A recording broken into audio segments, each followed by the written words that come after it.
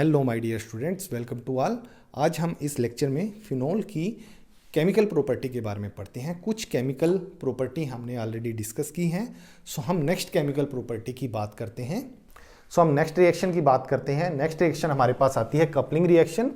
Coupling reaction बड़ी basic सी और important reaction है। कपलिंग रिएक्शन में क्या होगा, हमारे पास डाइजोनियम साल्ट हुआ N2Cl।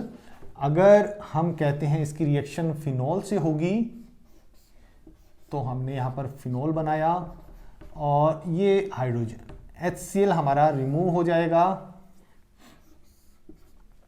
-HCl। और रिएक्शन वीक अल्कलाइन मीडियम में होती है। हम इसकी pH मेंशन कर सकते हैं। pH हमारे पास 9 to 10 pH होनी चाहिए इसकी रिएक्शन की। वीक अल्कलाइन मीडियम में होगा हमारे पास ये रिएक्शन। सो हमारे पास एजो कंपाउंड बन जाएगा N डबल बॉन्ड N और फिनोल हमारे पास ये रहा, ऐसे जुड़ता है OH।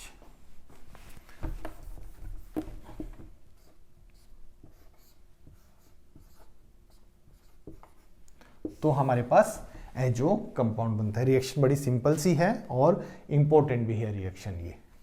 नेक्स्ट रिएक्शन की हम बात करते हैं फिनोप्थिलीन इंडिकेटर।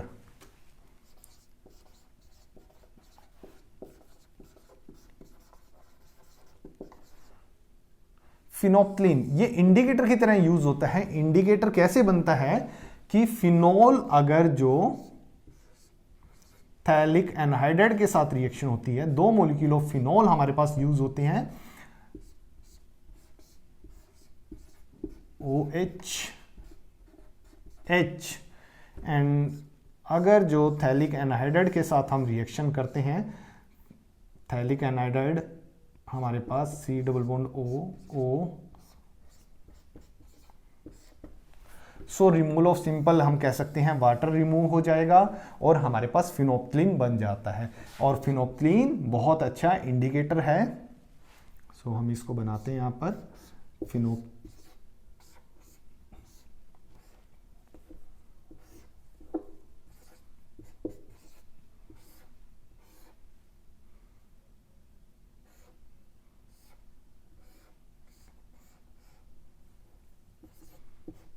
OH एंड यहां से भी हमारे पास फिनोल मॉलिक्यूल रहेगा एक।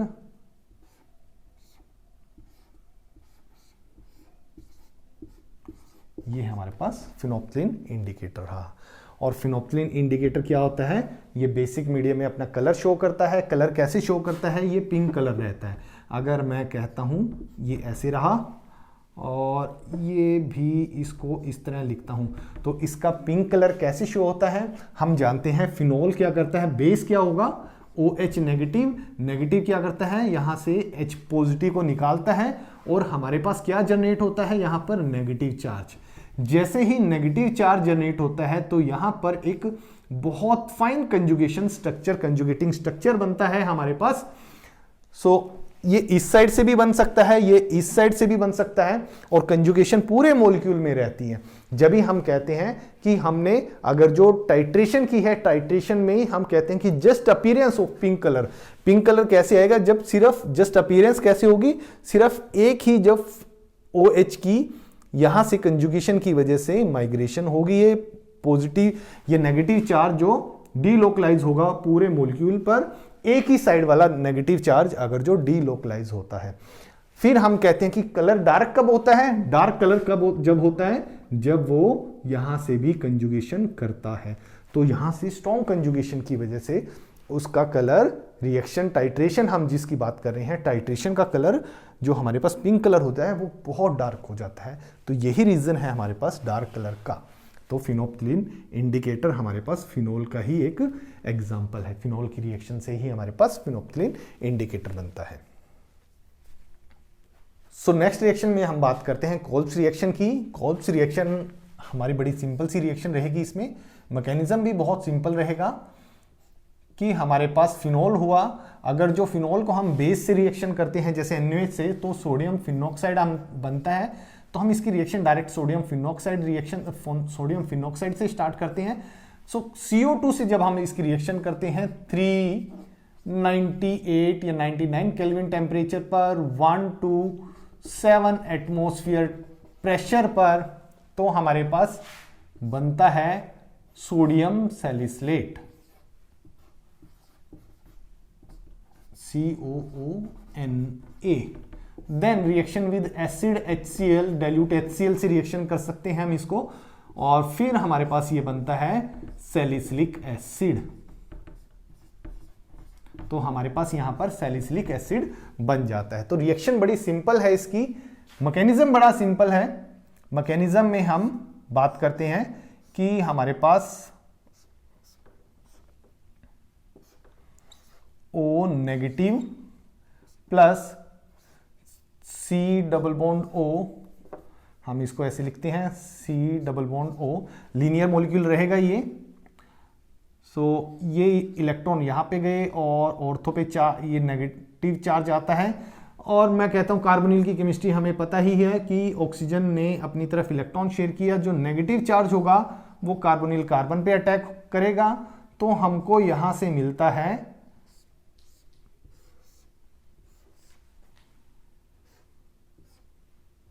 यहां पर डबल बॉन्ड और देन C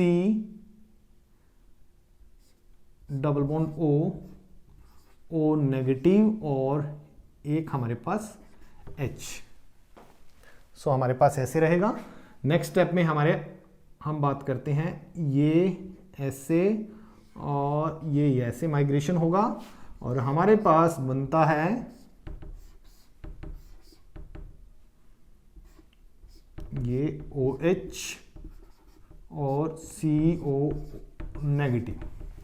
हमारे पास ये बना। अगेन फिर हम कहते हैं H पॉजिटिव, और H पॉजिटिव से हमने कहा कि यहां से H पॉजिटिव आया और हमारे पास सैलिसिलिक एसिड बन जाता है। तो कोल्स रिएक्शन इंपॉर्टेंट है और सिंपल सा मैकेनिज्म भी है। मैकेनिज्म इसमें कार्बोनिल कार्बन की केमिस्ट्री हमको पता ही है, ऑक्सीजन अपनी तरफ शेयर करता है। ये इलेक्ट्रॉन जब ऑर्थो वाले हमारे पास यहां से कार्बोनिल कार्बन पर अटैक करते हैं, हमारे पास इस मैकेनिज्म से हमारे पास सैलिसिलिक एसिड बन जाता है। फिनॉल की हम नेक्स्ट रिएक्शन की बात करते हैं, रीमर-टाइमन रिएक्शन। रीमर-टाइमन रिएक्शन बड़ी इंपॉर्टेंट बनती है, इसका इंटरमीडिएट सबसे इंपॉर्टेंट बनता है, हमने पहले भी बात की थी रिएक्शन की।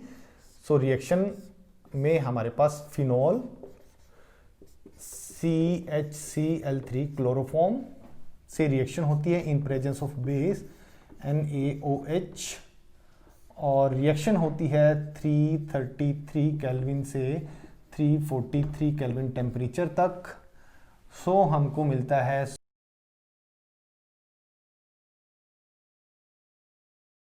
सैलिसिल्डिहाइड। हमको मिलता है यहां पर सैलिसिल्डिहाइड प्लस NaCl और वाटर।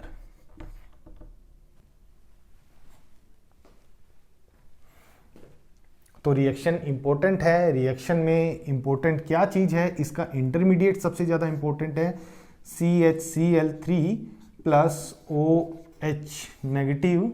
बेस क्या करता है, यहां से एसिडिक प्रोटॉन मींस H को, हाइड्रोजन को निकालता है एज ए वाटर की फॉर्म में, और हमारे पास बनता है CCl3 नेगेटिव हमारे पास बनता है। देन नेक्स्ट स्टेप में हमारे पास Cl नेगेटिव इसमें से बाहर हो जाता है, तो हमको मिलता है CCl2 और हमारे पास ये कार्बिन सबसे ज्यादा इंपॉर्टेंट रिएक्शन इंटरमीडिएट पूछा जाने वाला क्वेश्चन बनता है। तो कार्बिन हम याद रखेंगे, डाइक्लोरोकार्बन हमारा इंटरमीडिएट बनता है। मैकेनिज्म इसका भी इंपॉर्टेंट है और सिंपल सा मैकेनिज्म रहेगा। O नेगेटिव O नेगेटिव हमने क्यों लिया, क्योंकि बेस यूज कर रहे हैं। बेस की प्रेजेंस में हमारे पास जो फिनॉल होगा फिनोक्साइड आयन में चेंज हो जाएगा, कन्वर्ट होगा, तो फिनोक्साइड आयन से डायरेक्ट हम मैकेनिज्म लिखते हैं। मैकेनिज्म में हमारे पास क्या रहेगा कि हम यहाँ पर डाइक्लोरोकार्बन की बात करते हैं, यहाँ से ये यहाँ पे आया और ये इलेक्ट्रॉन कुछ इस तरह से अटैक होगा हमारे पास, तो हमारे पास बनता है डबल बॉन्ड O। जिस बॉन्ड को नहीं माइग्रेशन हुआ वो हमने एज इट इज लिखा, तो CCl2 और H हमारे पास ऐसे रहेगा। सो नेगेटिव चार्ज हमारा कार्बन पे आता है। सो ये ऐसे और ये कुछ इस तरह माइग्रेशन होगा। सो H पॉजिटिव निकलता है, H पॉजिटिव निकलेगा वो यहाँ पर अटैच हो जाएगा। सो हमको मिलता है ये OH एंड CHCl2। अब हम बेस की बात कर रहे हैं, रिएक्शन बेसिक मीडियम में हो रही है। तो अब यहाँ पर अगर जो हम इसको एक्सपेंड करके लिखते हैं, फिर थोड़ा सा ज़्यादा अच्छी तरह से हम बता सकते हैं, Cl एंड Cl। हम बेस की बात कर रहे हैं, बेस हमारे पास नेक्स्ट रिएक्शन हमारे पास बेस से होगी। बेस कौन सा? NaOH। हम यहाँ पर लिखते हैं NaOH के 2 मॉलिक्यूल यूज हो जाते हैं, NaOH के 2 मॉलिक्यूल। NaCl यहाँ से निकलता है, NaCl यहाँ से निकलता है, तो दोनों जगह हमारे पास OH आ जाएगा। तो नेक्स्ट स्टेप में हमारे पास OH और CHOH एंड OH। हम जानते हैं कि किसी एक कार्बन पर एक से ज़्यादा OH स्टेबल नहीं होगा, जल्दी से removal of water, water remove हो जाएगा यहाँ से, और हमको मिलता है यहाँ पर फाइनल जो हमारा डिजायर्ड प्रोडक्ट था, सैलिसिल्डिहाइड। तो सैलिसिल्डिहाइड हमको मिलता है कहाँ से? रीमर-टाइमर रिएक्शन से। और इसमें सबसे ज़्यादा इंपॉर्टेंट हमारे पास बनता है रिएक्शन इंटरमीडिएट। ये बहुत पूछे जाने वाला क्वेश्चन है, और एंट्रेंस में अधिकतर पूछे जाने वाला क्वेश्चन क्या होता है कि रीमर-टाइमर रिएक्शन का जो रिएक्शन इंटरमीडिएट क्या बनता है, तो हम लिखेंगे डाइक्लोरोकार्बिन, या carbene is the intermediate of Reimer Tiemann reaction. So reaction बड़ी सिंपल सी है, सिंपल मैकेनिज्म है रीमर-टाइमर रिएक्शन का। अगर ये रिएक्शन CCl4 की प्रेजेंस में होगी,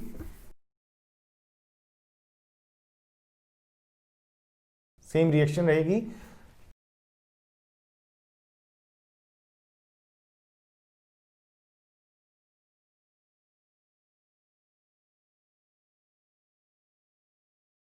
ये चीज याद रखने की है। अगर जो CCl4 लेते हैं तो हमारे पास एसिड बनता है, अगर जो हम CHCl3 लेंगे तो हमारे पास एल्डिहाइड बनता है, सैलिसिल्डिहाइड। अगर जो CCl4 की बात करते हैं हम, तो हमारे पास सैलिसिलिक एसिड बनता है। रिएक्शन सेम रहेगी। यहां पर एक क्लोरीन निकल जाएगा, Cl नेगेटिव, तो ये हमारा यहां से मैकेनिज्म स्टार्ट होता है। अगर जो हम इसकी बात करते हैं, मैकेनिज्म यहां से स्टार्ट होगा कि O नेगेटिव और कुछ इस तरह, और ये 3 Cl लग जाएंगे। 3 Cl लगेंगे तो अगर एक ही कार्बन पे 3 Cl लगते हैं, 3 Cl लगेंगे तो 3 OH आ जाएंगे। तो कुछ हमारा ये इस तरह बनेगा, OH OH OH। So removal of water, और वाटर से रिमूव होने के बाद सीधा एसिड। सो हमारे पास फाइनली एसिड बनता है। तो ये हमारे पास बीच का स्टेप रहेगा जब हम CCl4 की बात करते हैं। सो नेक्स्ट रिएक्शन की हम बात करते हैं। इसमें नेक्स्ट रिएक्शन हमारे पास है ladder-manage reaction. Ladder-manage reaction important reaction इस वजह से बनती है, यहां जो इसका प्रोडक्ट हमारे पास यूज होता है बेकेलाइट पॉलीमर के लिए। तो हमारे पास HCHO, ये रिएक्शन दोनों तरह से हो सकती है, एसिड की प्रेजेंस में और बेस की प्रेजेंस में, बेस की प्रेजेंस में। और हमारे पास प्रोडक्ट बनता है ऑर्थो या फिर पैरा प्रोडक्ट। तो अगर हमारे पास ऑर्थो बना तो ऑर्थो ये हुआ, और पैरा प्रोडक्ट हमारे पास OH CH2OH। सो हमारे पास ये पैरा प्रोडक्ट रहा, ऑर्थो प्लस पैरा प्रोडक्ट हमारे पास बनता है। तो ऑर्थो की बात करते हैं। अगर जो हम रिएक्शन करते हैं ऑर्थो के साथ,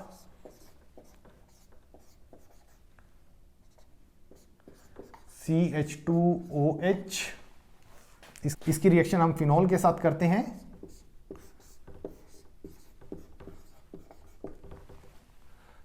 अगर हम बात करते हैं, यहां पर एक हाइड्रोजन हुआ, रिमूवल ऑफ वाटर, इसको हीट किया, वाटर रिमूव होगा।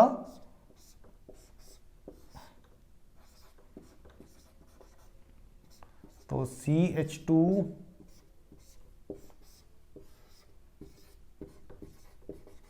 हमारे पास ये बनता है।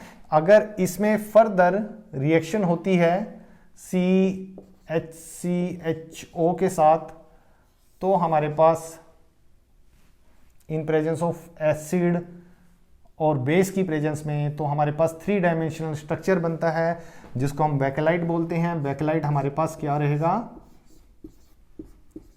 OH CH2 OH CH2 OH, यहां से भी हमारे पास CH2 OH। अब ध्यान देना कि ऑर्थो पोजीशन ऑफ OH की ऑर्थो पोजीशन पे हमारा CH2 आएगा, OH की ऑर्थो पोजीशन पे हमारा CH2 आ रहा है, और यहाँ पर भी CH2। ये ये वहाँ से नहीं लेंगे हम, यहाँ से हमारा गलत बनता है। तो हमारे पास ये 3 डायमेंशनल स्ट्रक्चर बनता है, इसको हम बैकेलाइट बोलते हैं। बैकेलाइट के लिए हमारे पास जो इनिशियल जो प्रोडक्ट मिलता है उससे फर्दर पॉलीमराइजेशन होने के बाद बैकेलाइट मिलता है, और रिएक्शन है हमारे पास लैडर मेनेस रिएक्शन रहेगी जिससे हमको बैकेलाइट मिलता है। अब इसका रिएक्शन, इसका मैकेनिज्म बड़ा सिंपल सा है। ये दोनों तरह से रिएक्शन हो सकती है इसके मैकेनिज्म की, कि either in presence of base और एसिड, दोनों की प्रेजेंस में ये रिएक्शन हो सकती है। तो 1 बाय 1 हम रिएक्शन लिखते हैं। अगर जो रिएक्शन हुई इन प्रेजेंस ऑफ एसिड, तब हमारे पास कैसे रहेगी रिएक्शन। अगर रिएक्शन हुई इन प्रेजेंस ऑफ बेस, तो हमारे पास रिएक्शन कैसे प्रोसीड होती है। OH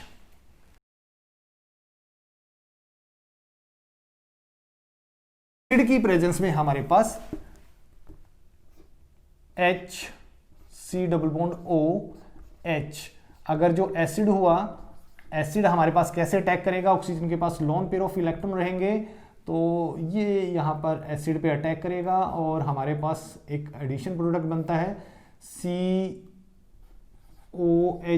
positive and HH।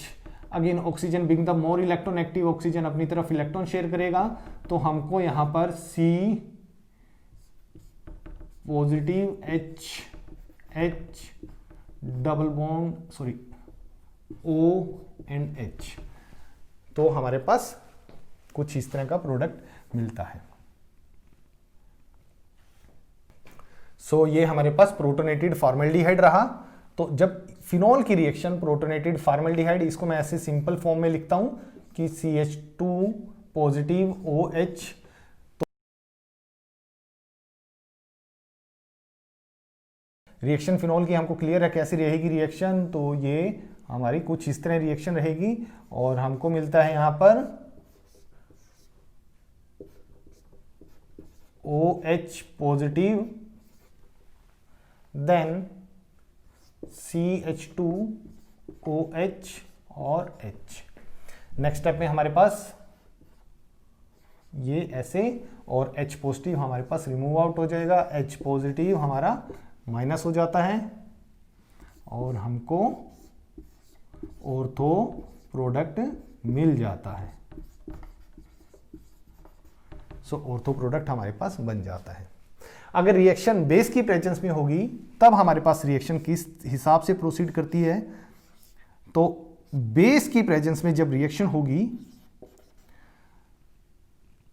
Base की प्रेजेंस में रिएक्शन, बेस क्या काम करता है, फिनॉल की जब हम कह सकते हैं आयनाइजेशन कर देगा, या फिर हम फिनोक्साइड आयन की बात करते हैं, इसको फिनोक्साइड आयन में कन्वर्ट करेगा, removal of water.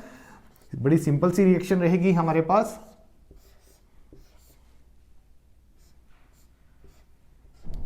O negative, यहां से हम रिएक्शन प्रोसीड करते हैं। कैसी रिएक्शन रहेगी, plus C double bond OH और H, फिनोक्साइड आयन ये इस तरह अटैक करेगा, और ये कार्बोनिल कार्बन की केमिस्ट्री हमको क्लियर है। तो ये इस तरह अटैक होगा, और ऑर्थो पोजीशन पे हमारे पास CH2O नेगेटिव और डबल बॉन्ड OH हमारे पास ये रहेगा। नेक्स्ट स्टेप में हमारे पास ये हाइड्रोजन यहाँ पे, ये बॉन्ड यहाँ पर माइग्रेशन होगा और ये O नेगेटिव हमारे पास बनता है। सो जल्दी से हम इसको लिखते हैं।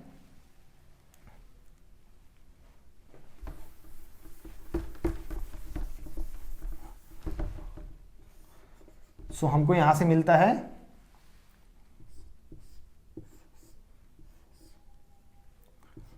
O नेगेटिव, बट जो H पॉजिटिव निकलता है वो यहां से H पॉजिटिव O नेगेटिव से अटैच होकर OH बनाएगा और हमको फाइनली मिलता है CH2O नेगेटिव।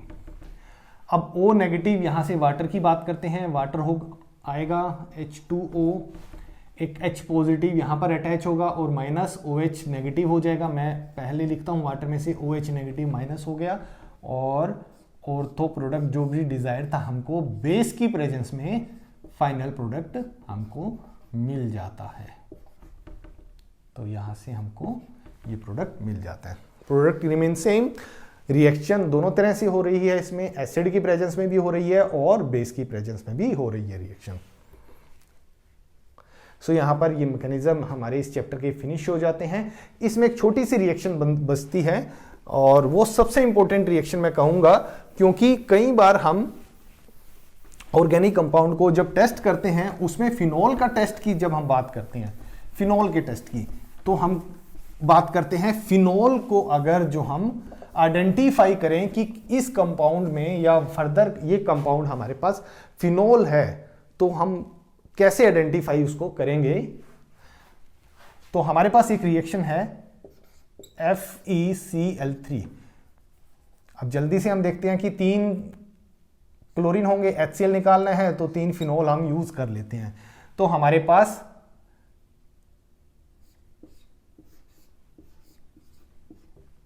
O थ्राइस और Fe ये कॉम्प्लेक्स बनता है। जो कॉम्प्लेक्स बनता है मींस हमने क्या कहा, फिनॉल में हमने FeCl3 की कुछ ड्रॉप्स डाली, फ्रेशली प्रिपेयर्ड FeCl3 की कुछ ड्रॉप डाली, तो वायलेट और रेड कलर हमारे पास कॉम्प्लेक्स बन जाता है। तो हम कहते हैं कि वो कंपाउंड फिनॉल होगा। तो ये जस्ट एक टेस्ट है, आइडेंटिफिकेशन है कि फिनॉल की अगर जो FeCl3 के साथ रिएक्शन करते हैं तो हमको वायलेट और रेड वायलेट कलर का कॉम्प्लेक्स मिल जाता है। तो यहाँ पर हमारे पास फिनॉल का चैप्टर भी फिनिश हो जाता है। जो रिएक्शन हमने इसमें पढ़ी हैं, जैसे कि हम मैकेनिज्म की बात करते हैं, कुछ मैकेनिज्म बहुत इंपॉर्टेंट बन जाते हैं तो वो हम सभी याद रखेंगे।